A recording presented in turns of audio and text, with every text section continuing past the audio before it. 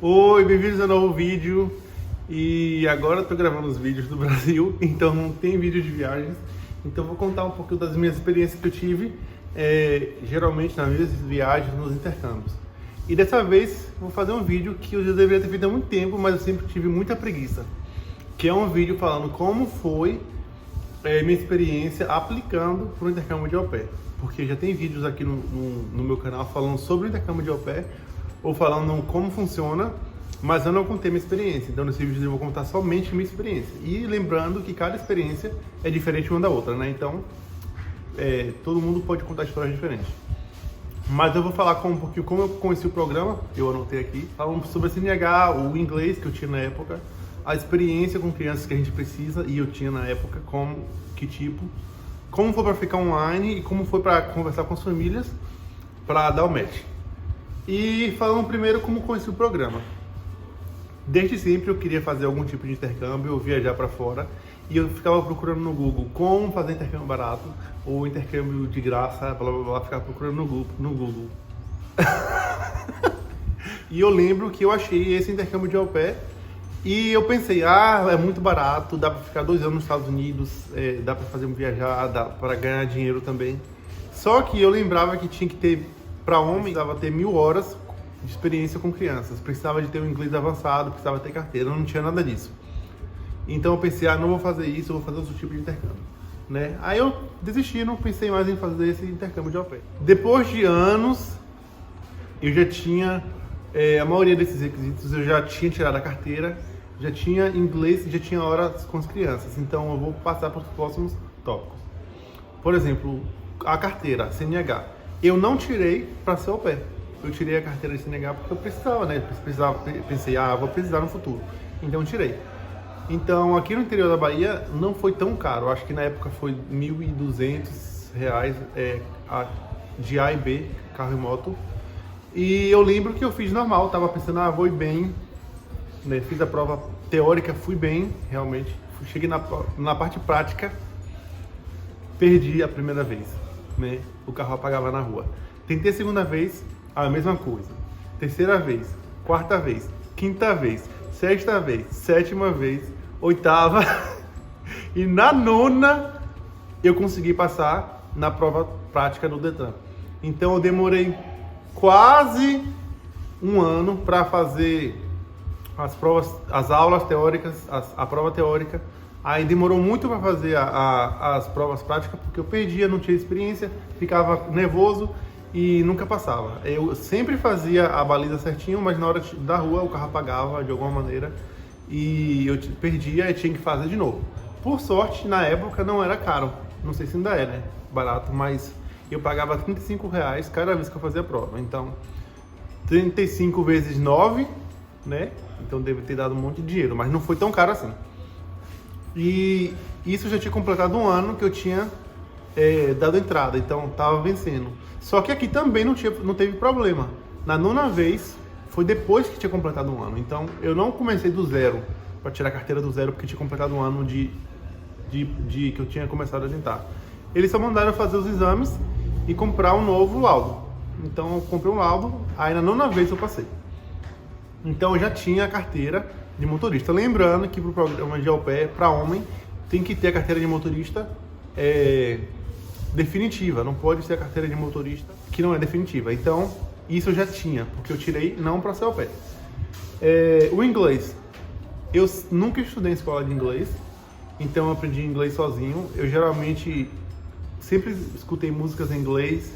E depois de um tempo eu passei só a assistir filmes em inglês com legenda em português, e depois eu passei a assistir os filmes em inglês com legenda em inglês. Então eu não estudei em escola, mas como eu aprendi a falar? Eu não sabia falar nada de inglês, mas um dia eu baixei um aplicativo que o nome era Lib, e ele procurava pessoas para fazer ligações em português. Eu ensinava português e a pessoa falava inglês. Então foi a primeira vez que eu comecei a aprender inglês falado. Comecei a falar inglês. Não sabia de nada, mas de alguma maneira aprendi, né? Saiu e aí eu decidi fazer uma viagem, queria fazer uma viagem. E fui na escola de inglês para fazer o teste de nivelamento para ver se eu conseguiria estudar ou não, se eu queria estudar para depois viajar. E eu cheguei lá e fiquei no nível avançado. Então eu falei, não vou estudar mais, não preciso mais estudar na escola, eu só vou pegar o dinheiro da escola e viajar. E foi isso que eu fiz. Eu fiz uma viagem para a Europa, fiquei na Inglaterra por um mês e depois viajei para outros países, que aí eu consegui aprender mais o inglês. Então eu já fui fazer o au pair com o inglês meio que avançado. Tipo, não tive problema nenhum para fazer o programa de au pair. E já a experiência com crianças. Como eu disse, homem, para a Cultural Care, que foi a agência que eu escolhi, precisava de 1000 horas de experiência. E eu não, quando eu descobri o programa, eu falava, como é que eu vou conseguir 1000 horas de experiência com criança? Não quero. Mas depois, quando eu comecei a fazer faculdade, isso também foi antes de eu tirar a carteira, eu comecei a faculdade, no primeiro ano da faculdade, eu já comecei a tirar a carteira. Então, lembrando que eu viajei quando eu terminei a faculdade. Isso tudo demorou 4 anos, tendo essa experiência, o inglês e a hora com criança, e a carteira de motorista definitiva, sem mesmo pensar no programa. Aí eu estudei serviço social e chegou um tempo do estágio, no segundo ou no terceiro ano. E eu fui trabalhar no CRAS. E uma parte do meu projeto era com crianças. Então eu tinha que fazer projetos de futebol, dança, música, com crianças. Então eu pude usar todas as horas do meu estágio, que foi 450 horas, pro au pair. Então eu usei todas essas horas que já estava comprovada, porque eu já comprovei para o estágio e consegui comprovar para o programa de au pair. Então foi muito fácil, eu já consegui quase a metade das horas. E depois disso, eu fui fazer um intercâmbio na Colômbia. Então eu fui viajar para a Colômbia e isso foi logo quando eu terminei a faculdade. Eu decidi fazer um intercâmbio voluntário e acabou que o meu projeto do intercâmbio voluntário na Colômbia era com crianças. Eu ensinava português e inglês para as crianças.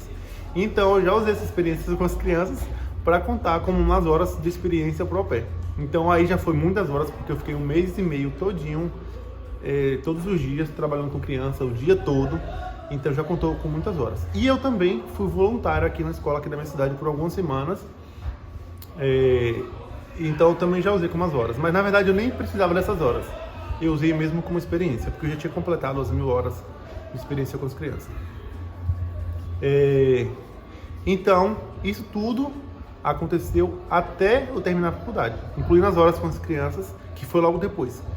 E quando eu vi que eu tinha todos os requisitos, tinha o inglês, que eu aprendi sozinho e depois viajei para a Inglaterra, tinha a carteira de motorista, já não era mais provisória, ela já era definitiva, porque eu tirei anos atrás, mesmo que eu não tinha experiência dirigindo, né? Mas eu tinha carteira, porque experiência dirigindo é outra coisa. E também tinha acabado de voltar da Colômbia, decidi fazer a entrevista com a Cultural Care. Isso foi em março de 2018, que eu cheguei da Colômbia, fui para a Colômbia no final de janeiro de 2018. A formatura da faculdade era em março de 2018, eu fiz a entrevista com a Cultural Care em março, fui aprovado. A entrevista minha não foi difícil, ela só fez perguntas normais em português. E depois a entrevista em inglês foi também muito fácil, não tive problema nenhum e foi por Skype. Isso em Salvador, porque eu sou do interior da Bahia. A entrevista foi em Salvador para a Cultural Care. E quando passou 4 dias, alguns dias depois eu recebi, não, na verdade foi, acho que não sei se foi no mesmo dia, mas foi poucos dias depois.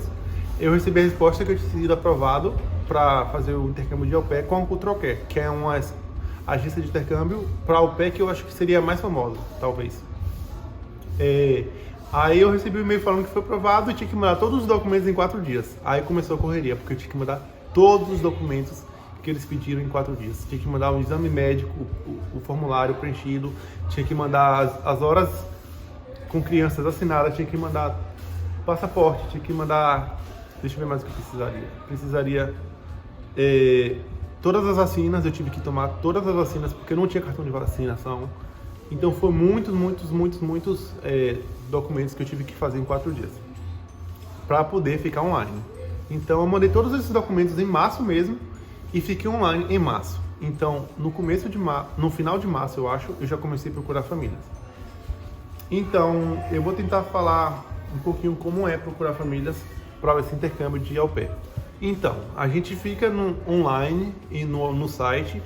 No mesmo site que as famílias também procuram os au pairs, é tipo um Facebook, com todas as nossas informações no nosso perfil, com informações, experiências que a gente teve, avaliação do nosso inglês, fotos com crianças, vídeos com crianças, e textos, perguntas que a gente responde em inglês, tudo no perfil, para que as famílias possam ver o nosso perfil e entrar em contato, se elas tiverem interesse. Então, eu achava na época que eu não tenho muitas horas com crianças, eu tenho o mínimo, que seria 1000 horas. Meu inglês não é tão bom, mas também não é tão ruim. Eu não tenho experiência nenhuma dirigindo. Eu comecei a treinar para ser au pair. Eu comecei a dirigir um pouquinho, porque eu pensava, eu posso ir para uma família no meio do nada que precisa de carro, então eu vou precisar dirigir. Então eu comecei a treinar. Mas não tinha experiência dirigindo, que muitas dessas famílias, claro que elas querem que a gente tenha experiência dirigindo. Então eu pensei, eu vou demorar muito para achar uma família para o intercâmbio. Lembrando que eu peguei uma promoção da Cultural Care. O preço normal da Cultural Care era 3.700 mais taxas de inscrição, acho que daria quase 4.000 reais. O preço normal. Porque a Cultural Care, a agência é mais cara, lembrando. Mas ela estava com promoção testando se eu tô com fone, porque eu tava em dúvida. Ela tava com promoção de 50% de desconto. Então tava saindo por menos de 2.000 reais o intercâmbio. Mas tinha umas exigências, que era ficar online em março, que deu certíssimo, porque eu queria ficar online em março, mas eu teria que viajar antes de setembro. Então eu teria que achar uma família rápido e viajar antes de setembro, senão eu pagaria o valor normal. Se eu viajasse depois de setembro, eu pagaria 4.000 reais, quase 4.000 reais. E será que consegui pagar o valor de promoção, menos de 2.000? Para isso eu teria que viajar antes de setembro. Então, eu fiquei online em março e passou umas 2 semanas e eu não tive contato com nenhuma família. Eu acho que foi umas 2 semanas, não tive contato, nenhuma família entrou em contato comigo e eu só ficava esperando, olhando no site, olhando no e-mail, olhando no site, olhando no e-mail. Tudo bem. Aí eu lembro que entrou uma primeira família em contato comigo, que foi uma família que tinha, eu acho que 3 crianças. Eu não vou lembrar das informações de todas as famílias que estavam em contato comigo, porque isso foi 2018, a gente está em 2021. Mas eu lembro que a família tinha 3 crianças e eu fiz um Skype, que geralmente a gente faz entrevista, né, com as famílias por Skype, para ver as crianças ou para só conversar. Eu lembro que eu fiz a entrevista com essa família e as crianças começaram a gritar, fazendo barulho, parece que não tinha controle. E eu falei, meu Deus, eu não quero mais fazer isso. Mas eu pensei, pode ser que apareça outra. Então eu entrei em contato com essa, conversei, mas depois parei de conversar. E tipo, eles não mandaram mais e-mail, não lembro deles ter... fiz 2 Skypes, eu acho. Depois disso eu não lembro se eles mandaram mais e-mail, mas lembro que eu não quis mais essa família. Apareceu outras com 2 crianças. E lembrando que para ser au pair a gente tem 2 escolhas. Pode ser um au pair para ir com uma família que tem bebês ou ir para uma família que tenha crianças acima de 2 anos. Então eles chamam de Infant Qualified, que é para a gente cuidar de bebês menos de 2 anos, ou normal, au pair normal, para cuidar de crianças acima de 2 anos. Eu não tinha experiência cuidando de bebês, então eu não recebia nenhuma mensagem de famílias que tinham bebês. Então geralmente eram crianças acima de 2 anos ou adolescentes. Então essas famílias todas tinham crianças maiores. Então a segunda família, eu lembro que ela, acho que tinha 2 crianças também. Eram crianças, tipo, a mãe era indiana, o pai era americano. E pareciam legais, mas tipo, não rolou, não lembro o que aconteceu. Eu lembro que depois disso eu comecei a conversar com várias pessoas. Tinha família com 3 crianças, geralmente às vezes uma. E eu lembro que no total eu falei com 8 famílias. E o que aconteceu? Chegou na 6ª família, mais ou menos, eu comecei com uma mãe solteira de Boston. Lembrando que eu não tinha experiência com carro, então geralmente não apareciam muitas famílias que precisavam que eu dirigisse. Geralmente as famílias que apareciam eram a família que não se importava, que eu não dirigisse, e as famílias de cidade grande. Então, entrou essa família no meu perfil e era uma mãe solteira de Boston. E ela tinha uma criança de 5 anos e eu não precisaria dirigir, porque Boston é uma cidade que tem transporte público, tem metrô e tem ônibus. E eu pensei, parece ser uma boa ideia para essa família, e fiz um Skype. Conheci o menino, que tinha 5 anos na época, depois eu fiz outro Skype e ela parecia que tinha gostado. Tudo bem. Na mesma semana apareceu outra família, também de Boston, da mesma região, da mesma cidade, e também era uma criança, só que tinha 4 anos na época, e também ela tinha feito Skype e parecia que ela tinha gostado. E, tipo, essas duas famílias queriam fechar o match, que match a gente chama quando a família quer entrar em contato e quer contratar. E eu pensei, as duas pareciam mesmo perfil, mesma área, mesmo criança com quase a mesma idade. Só que eu escolhi a primeira, só que parecia ser melhor. Por quê? Porque a primeira, a criança, 1 ano mais velha, parecia que ia para a escola, já ia começar a ir para as aulas, e a de 4 anos não ia para as aulas normais. Ela estudava ainda 2 vezes por semana, que geralmente parecia ser uma creche. Então, eu decidi com a primeira família, e foi essa família que eu fechei o match. Com a Cultural funciona assim: depois que a gente acha a família e fecha o match, a gente faz o pagamento depois. Então, eu fechei o match, fiz o pagamento e comecei a aplicar por visto. Quando a gente fecha com a família e faz o pagamento, a Cultural manda todos os documentos para a gente conseguir agendar o visto. E isso foi mais ou menos em junho, final de maio. Então eu levei no final de março, abril e maio para conversar com essas 8 famílias, com perfis diferentes, lugares diferentes. Algumas eram de New Jersey, outras foram do Sul, eu não lembro mais, Califórnia. Então acabou que eu fechei com essa de Boston, fui aplicar por visto. A Cultural mandou todos os documentos rápido, isso foi no final de maio. No começo de junho eu marquei a entrevista do consulado. Acho que foi mais ou menos 20 de junho, mas alguma coisa assim. E a minha entrevista foi no consulado de Recife. Eu tenho um vídeo no meu canal sobre isso e foi aprovado. Isso foi no final de junho. Eu cheguei de volta na minha cidade, comecei a arrumar todas as minhas coisas e eles marcaram, a Cultural marcou meu voo para os Estados Unidos no dia 12 de julho. Deixa eu ver. Não, no dia 16 de julho, que foi quando eu perdi meu voo. Cheguei nos Estados Unidos, acho que no dia 18, que também tem vídeo no meu canal. Então, esse foi o processo para ser au pair nos Estados Unidos. Ele não foi um processo longo, demorou apenas de março. Eu viajei em julho, março, abril, maio, junho, julho, 5 meses, esse processo todo. Lembrando que já tinha todos os requisitos antes de pensar em ser au pair. Eu já tinha carteira definitiva, porque eu tirei em 2015 a carteira de motorista. Eu já tinha um passaporte, eu já tinha tirado também em 2015, porque eu já fiz outras viagens. Já tinha o inglês, que eu já tinha aprendido antes, não pelo au pair, mas porque eu queria aprender. Já tinha experiência com crianças, também por causa do estágio da faculdade, do intercâmbio que eu tinha feito na Colômbia. E fiquei online, achei a família e viajei. Então o processo não foi longo, porque algumas pessoas conhecem primeiro au pair e depois começam a procurar para ter os requisitos. Depois que conhece au pair, procura carteira, geralmente já para ser au pair, começa a aprender inglês para aplicar, procura as experiências com as crianças para aplicar. Então eu já tinha tudo isso, então foi muito rápido. Depois disso, que eu achei a família, apliquei por visto, fiz entrevista, passei, então eu embarquei. Depois de menos de 5 meses procurando família. Então esse foi o meu processo.